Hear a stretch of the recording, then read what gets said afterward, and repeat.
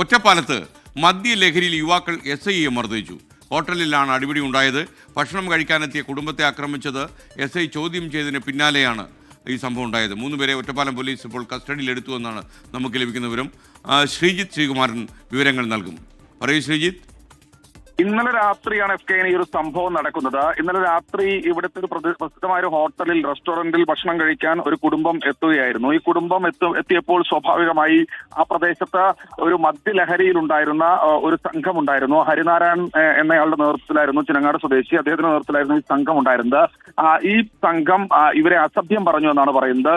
ഈ സമയത്ത് ഈ പ്രശ്നത്തിൽ വാക്കുതർക്കമുണ്ടായി. ഈ പ്രശ്നത്തിൽ ഇടപെടാനാണ് ഗ്രേഡ് SI ഗ്ലാഡിംഗ് ഫ്രാൻസിസ് എന്നാണ് മനസ്സിലാക്കുന്നത് ഇതിന്റെ പേര്.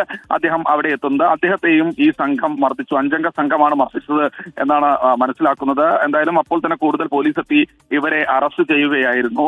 സംഭവത്തിൽ കുറച്ചാളുകൾക്ക് വീണുമൊക്കെ പരിക്കേറ്റിട്ടുണ്ട്. പ്രതികളുടെ ദൃശ്യങ്ങളും ഒക്കെ നമുക്ക് ലഭിച്ചിട്ടുണ്ട്.